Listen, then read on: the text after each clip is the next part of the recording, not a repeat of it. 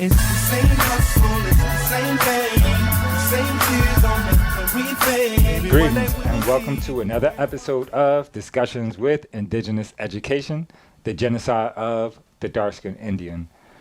This is going to be part 2 of Organization, stage 5 of the 10 stages of genocide. And in the previous episode, we started going over the United States during this foundation period, after 1776 when they began to organize. And the first thing that it did with respects to its Indian or indigenous population was establish the War Department. And so in this episode, we're going to be going over some of the policies and some of the practices of the War Department with respects to the Indian population, and in particular, the Indian agent, and how the Indian agent was used against the Indian population, right? And so, in the last segment, we were talking about McIntosh, right? McGillivray. I apologize. We probably going to talk about McIntosh in a second. But so let's start from there and talk about what we're going to. After the development of the Indian agent, let's skip a few years and talk about what these Indian agents were doing on behalf of the United States. Okay, well, we already mentioned that the agents were the ones that were going and living amongst the tribes, so that they can develop them to European ways, agricultural ways, and domestic ways. But what started happening, though, during those times is, we mentioned before about the wars that were going on, and that many wars were happening. They were starting to happen with the indigenous people, and then because the United States, again, is just starting to form, they started getting into larger wars. And so even the War of 1812, it came down south. And so now, with it coming down south, and really this happened really a couple of years afterwards, because wars just don't happen in the years that they say, 1812, So this happened in 1814 when they sent a major down into Creek land. Okay. And this was Andrew Jackson. I was about to say the major is not just any major. Yeah. Right? The major is actually Andrew Jackson at the time. Right. Okay. But he came down there and he fought a very large battle with the Creeks. The Creek Indians, and he defeated the Creek Indians. Okay. And so he signed a treaty with them, and this became one of the first treaties that were transferring large pieces of land to the United States from the in tribal or indigenous or native Indian peoples. Yes, because before this, it was happening with the states. So anything that was happening with the states. So like the Creeks were in Georgia. So Alexander McGillivray was in Georgia. The Creek, he was in Georgia. And so the land that he gave up was given to the state of Georgia. Yeah, but now the United States is formed. It's not just the 13 colonies anymore. They're expanding westward. Right. And they are interested in having all of the lands east of the Mississippi. Yes. And so when they did get this, when he did sign this treaty, and this treaty was I think it was the Treaty of Fort Jackson. I do believe that's what this one was called. Okay. And the very interesting part of that is that, and again, it extends way back into the 1400s and things that they were doing then, is that the chiefs that fought in these wars, the United States government gave them property. for fighting on behalf of the United States. for fighting on behalf of the United States. So this says that these people were given a reservation of 1 mile, 1 square mile. So each chief that participated in that in that battle, the Treaty of Fort Jackson. yes, Okay. they were also. Now again, I don't know how much property was given or anything after that, but again, and that became a practice of theirs. Yeah, why don't we read this? Because I think that is important for them to actually read the information. So I'll read it. It said, Creek Indians climaxing in the Battle of Horseshoe Bend, right? So this is after the Battle of Horseshoe Bend, where the Treaty of Fort Jackson is taking place. Any chief or warrior of the Creek Nation who shall have been friendly to the United States during the war and taken an active part therein shall every such person shall be entitled to the reservation of land within the said territory of 1 square mile. So everything Mom's just said, but I wanted to make sure that y'all heard it within inside of the treaty, to include his improvements as near the center of thereof as may be, which shall ensure to the said chief or warrior and his descendants as so long as he or they shall continue to occupy the same, who shall be protected by and subject to the laws of the United States. And I just wanted to add that last part because they're saying, yo, look, you gonna pick the middle and 1 square mile all around for not just the chief, but everybody that fought. And the United States promised that as long as you occupy this land, you won't be removed from the land. And that's important because we're going to be having to talk about that later. Okay, but also one other thing. They have to abide by the laws of the United States. Right. And no longer their tribal law. Right. And so that's kind of like that usurping authority, right? Where, becoming, as they consider in law today, a domestic dependent state. Where, you have some acknowledgement, but don't forget who got the big hammer here. Don't forget who got the biggest gun, kind of thing, right?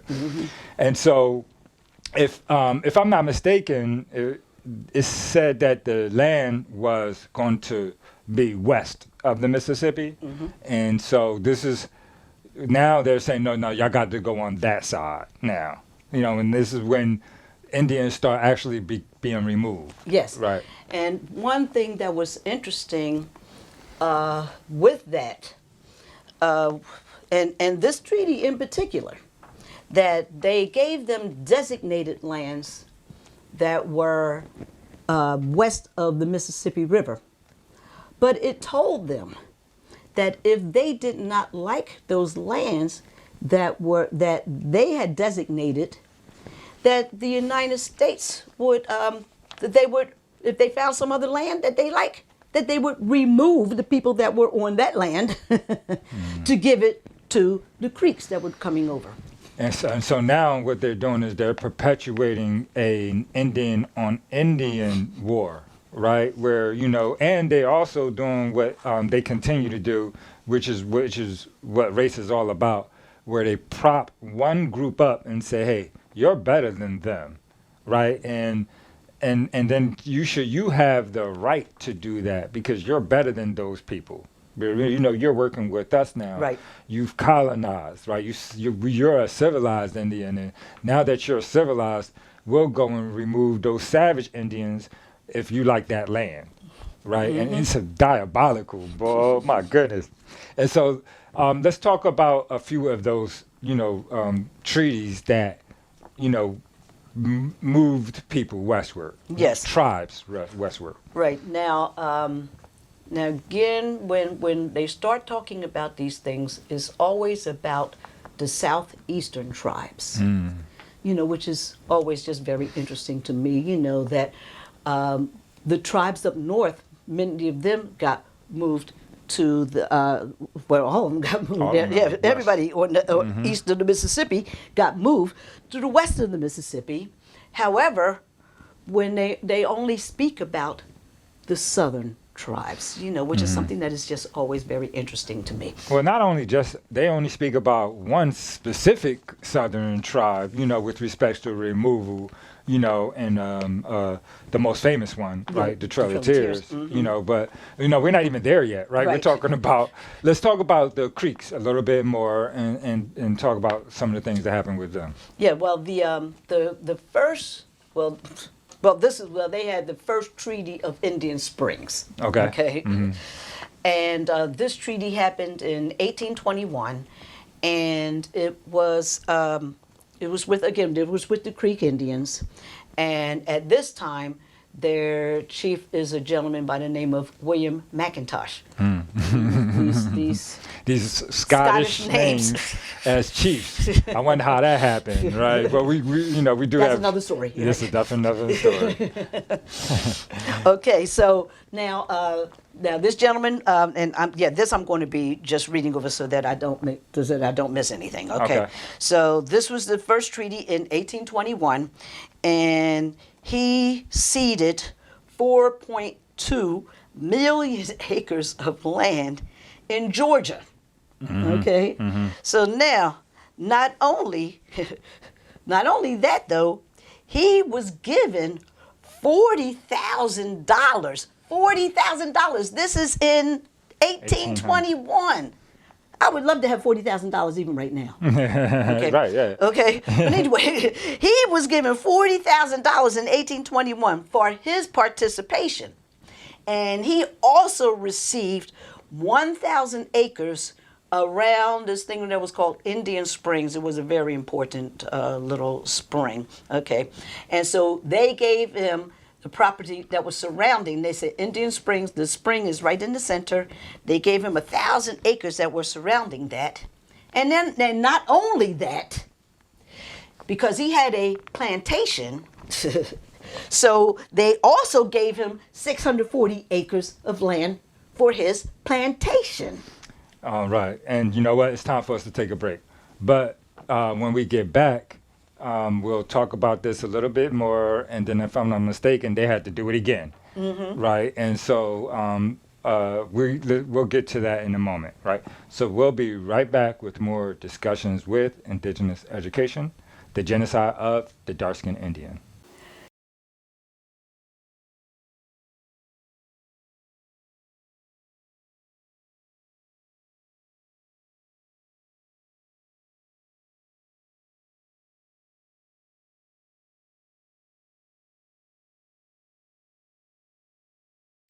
All right. Welcome back to Discussions with Indigenous Education, the genocide of the dark-skinned Indian. We're talking about William McIntosh right now and the first treaty of Indian Springs. And I know that we mentioned it before the break that McIntosh was the chief, right? But, again, as we stated before, William McIntosh, how does somebody with that name become a chief of a tribe that we know not Scottish? Yes, well, William McIntosh, he was actually half. Okay, he was a half Indian. Okay. Yes, he was half, which is very interesting again with him. Right, because by this time, most of the chiefs, but most of the people that were acknowledged by chiefs by the United States, were probably mixed. Oh yeah, yes.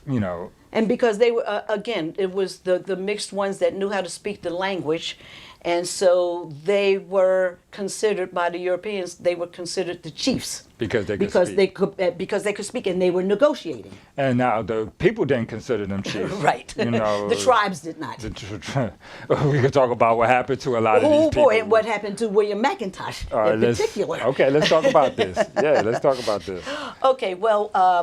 And it really happened after it was happening before this, but it was really actually after this when William McIntosh gave up all of these acres of land.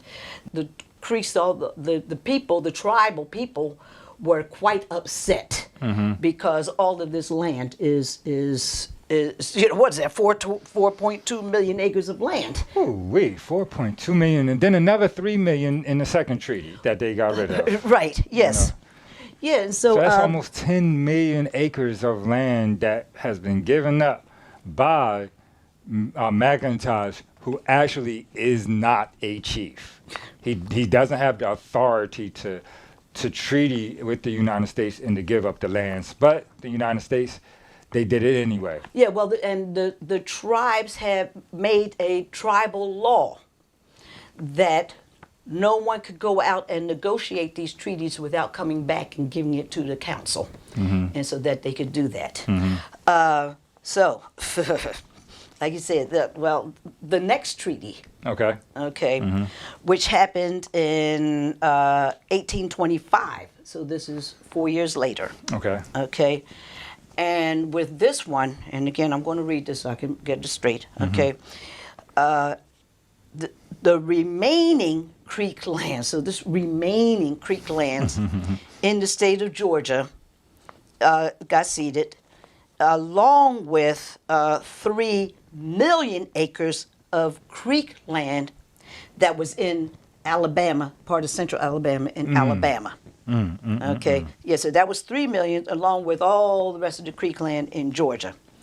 Now, McIntosh received more money. This time, he received $25,000. Okay, and the United States agreed to pay $400,000 to the Creek Nation in exchange for the cession of all of their remaining lands in Georgia and part of Alabama, and it totaled to 5 million acres. So McIntosh gets personally rich, personally rich. He's given up. The first time he gave up 4.2 million. The second time he's given up all the remaining land in Georgia. Who knows how much that is, right? And then all of the lands that they own in Alabama. Right, which was 3 million acres of land. My goodness. And then, so 40,000 on top of the 25,000. So then he also gets almost $70,000 in cash in early 1800. And what else did he get from his tribe? Oh, wait a minute. No, but the interesting thing is that remember now, he's ceding all of this land to the state of Georgia. Okay, his first cousin, and first cousins are like brothers. Yes, I love my first cousin. His first cousin was the governor of the state of Georgia. Oh, hold on, wait a second. So how? Again, because his tribe didn't consider him chief, I was about to ask, how could the governor's cousin also be the chief of the Indians from that same area, right? And, recognizing that the people did not enjoy what McIntosh did. What happened to him?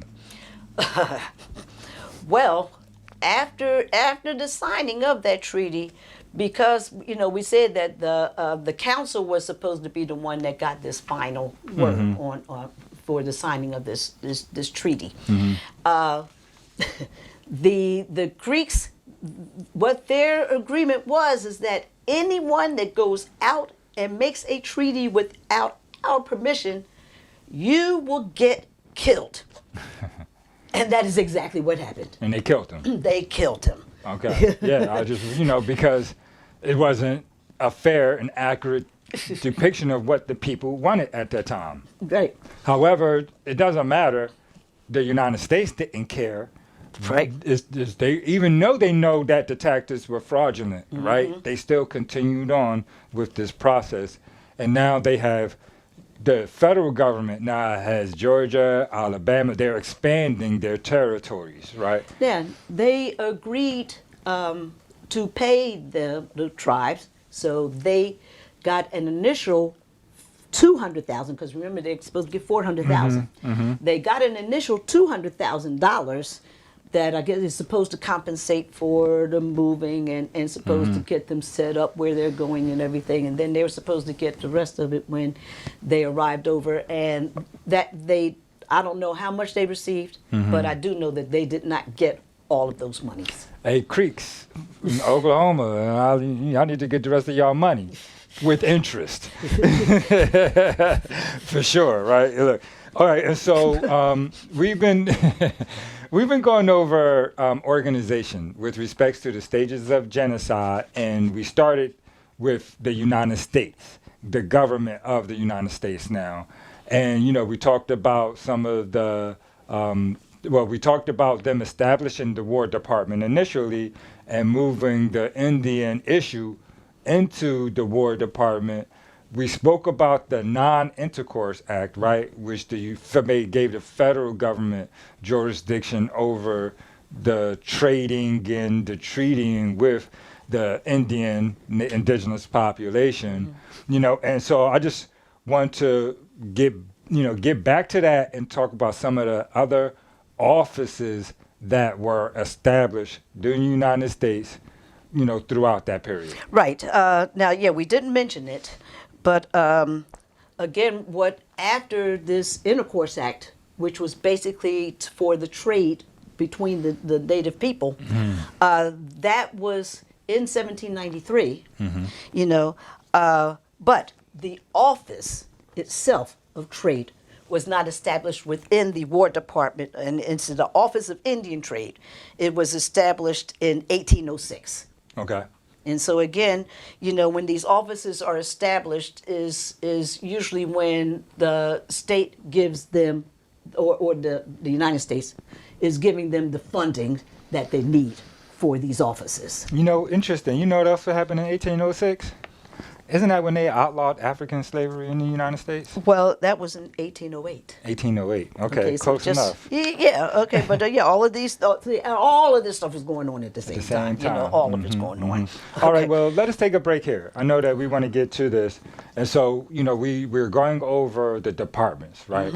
And so when we get back, I'll let you get back to some of the other departments that were being established in the early 1800s and the effect that it had on the dark-skinned indigenous population specifically, but with respect to the genocide of the American Indian, generally speaking. So we'll be right back.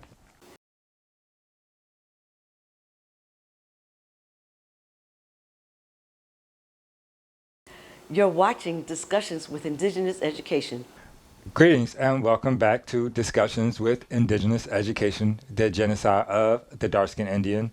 Right before the break, we were talking about some of the offices that were being established in the 1800s, and I know you mentioned the Non-Intercourse Act, but then you had mentioned that they actually established an office called, what was it called? The Office of Indian Trade. Okay, and so I guess we could start from there. Okay, all right, and again, that was established in 1806, and again, giving it the funding that it needed so that it can continue this trade. That's what they're calling it, with the indigenous people. Okay, that office was later abolished. Now, see, we have to remember that the offices before that was placing everything directly under the Secretary of War. Okay, especially that Non-Intercourse Act. Okay, it was set up under the Secretary of War so that he could do the particular things. When they created the office, this office now took it directly out of the hands of the Secretary of War and it put it into the office itself. Okay. But then in 1822, that office got abolished, and so all of the responsibilities got put back into the Secretary of War. Okay. Now, why did that happen? Yeah, let's say interesting. Okay. So again, just to reiterate, so the War Department and then the Office of Indian Affairs actually doesn't get statutory authority. You mean the Office of Indian Trade? Office of Indian Trade. Okay, excuse me. It gets in 1824?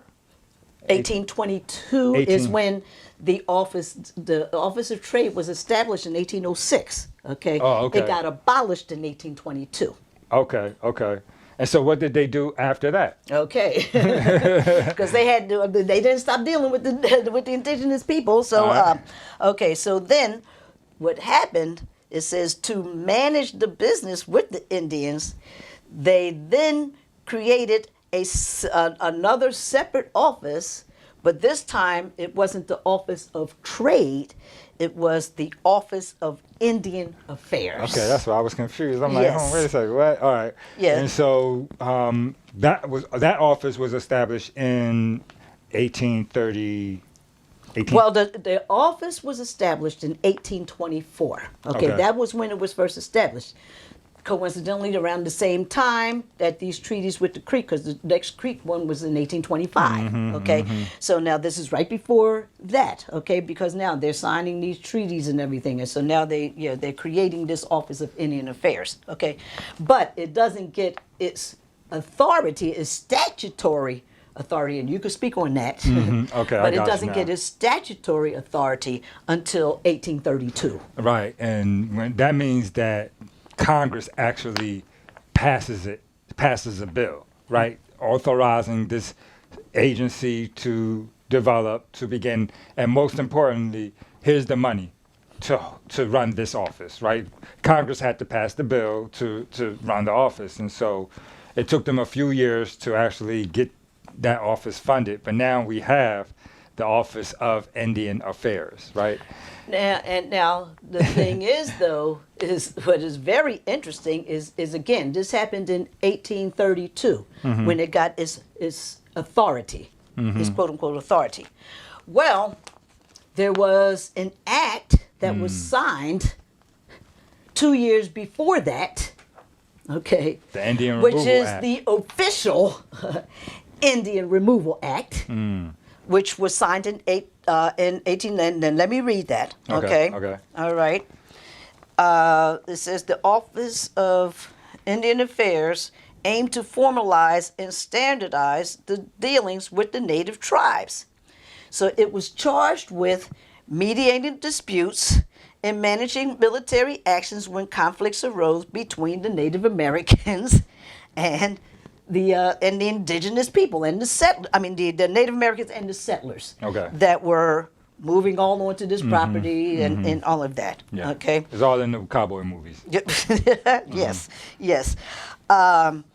So now again, this act now is created in 1830, and it was signed by Andrew Jackson. He authorized the government to negotiate treaties with tribes to acquire their land in the eastern United States and relocate them to Indian territory west of the Mississippi River. That's what he did. Okay, that's what he signed. The office itself, okay, was responsible for carrying out the terms of the removal treaties and overseeing the forced relocation process. Wow. Okay, and so it's written into their structure, into their organization tactics, that we're going to, if they don't move on their own, we're going to forcibly remove these native tribes, right? Which gets us back to stage 5 of organization, where they speak specifically with respect to using the military or militia to conduct genocidal tactics, right? And so, so here again is a perfect example of the genocide occurring. The issue and the problem is that the history of this process has been hidden because, again, we're talking about the East Coast, right? And the East Coast indigenous population looked different than the West Coast indigenous population. Even the southeast coast, the native people look different than the indigenous people from the northeast. Right, right. And they used that tactic against us. And, I just want to also acknowledge that before this time, there were tens and dozens of treaties that, were between the indigenous populations and that were negotiated prior to this. And I also would like to acknowledge that despite the treaties being written, again, just like we talked about before, a lot of the people didn't want to go, right? Oh, well, that's why they had to come back and renegotiate a treaty and do another treaty.